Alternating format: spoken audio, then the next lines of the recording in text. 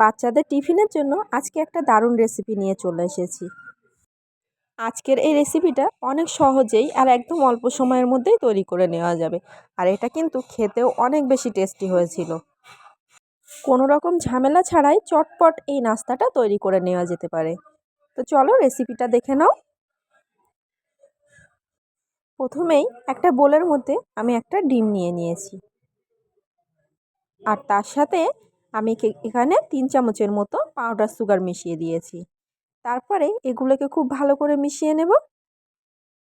আর powder সুগারের জায়গায় এখানে কিন্তু চিনিটাও ইউজ করতে পারো তোমরা, কিন্তু চিনিটা ইউজ করলে আর একটু বেশি সময় ধরে মেশাতে হবে। ওই জন্য আমি পাউডার সুগারটা ইউজ করেছি। অল্প সময়ের মধ্যে এটা ডিমের সাথে খুব ভালোভাবে মিশে যাবে। তারপরে আমি এখানে 2 বাটির মতো ময়দা নিয়ে নিয়েছি, আর তার সাথে হাফ চামচের মতো নিয়েছি বেকিং পাউডার। তারপরে সবগুলোকে খুব ভালোভাবে চেলে নিয়েছি, আর এগুলোকেও ডিমের সাথে খুব ভালোভাবে মিশিয়ে নিতে হবে। তো দেখো আমি হাত দিয়েই এটা ডিমের সাথে খুব ভালোভাবে মিশিয়ে একটা ডো তৈরি করে নেব। আর হাফ চামচের মতো এখানে আমি লবণ দিয়ে দিয়েছি। তারপরে সবগুলোকে খুব ভালোভাবে মিশিয়ে নেব।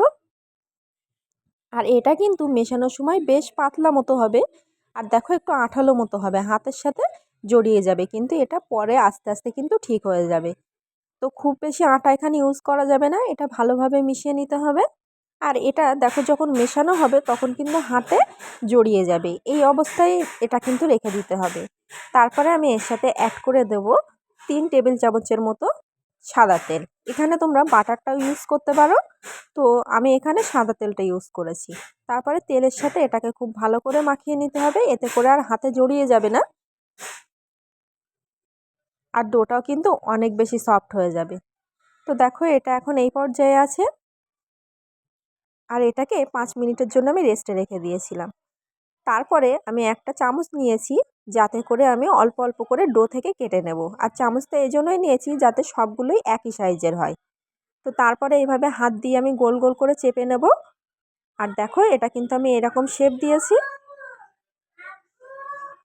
আর এটা কিন্তু এখন আর হাতের সাথে জড়িয়ে যাচ্ছে না।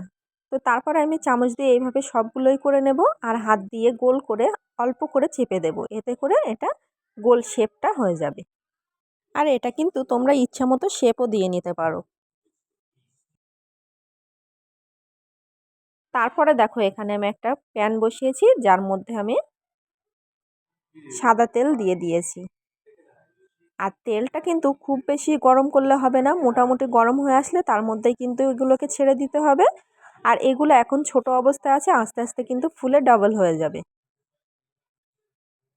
তো দেখো সবগুলোকে আমি ছেড়ে দিচ্ছি, আর আমি একসাথে করে সবগুলো ভেজে নেব, কারণ এগুলো কিন্তু গায়ে জড়িয়েও যাবে না। আর তারপরে কিন্তু হালকা হাতে এগুলোকে আস্তে আস্তে উল্টে দিতে হবে। আর দেখো এগুলো আস্তে আস্তে কিন্তু বড় হয়ে যাচ্ছে, আর ফুলে কিন্তু ডাবল হয়ে যাবে। তো আমি একটা কাঁটা চামচের সাহায্যে এইভাবে সবগুলোকে উল্টে পাল্টে দিয়ে দিচ্ছি।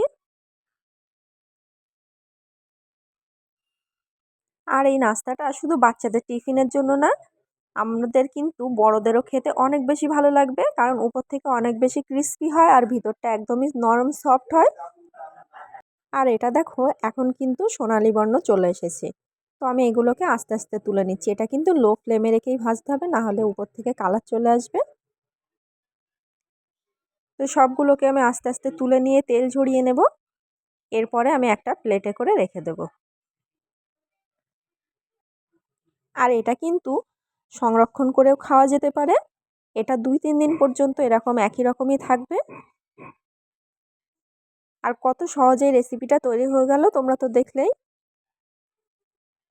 তো বিকালের টাইমে খাওয়ার জন্য খুব সুন্দর একটা নাস্তার রেসিপি আজকে তোমাদের সাথে শেয়ার করলাম। তোমাদের যদি ভালো লেগে থাকে অবশ্যই আমার চ্যানেলটিকে সাবস্ক্রাইব করবে, আর ভিডিওটিকে লাইক দেবে। আর যদি তোমরা বাড়িতে তৈরি করে থাকো অবশ্যই আমাকে কমেন্ট বক্সে জানাবে। আর দেখো ভিতর থেকেও এটা কিন্তু অনেক বেশি সফট হয়েছিল, আর উপর থেকে একদমই ক্রিস্পি হয়।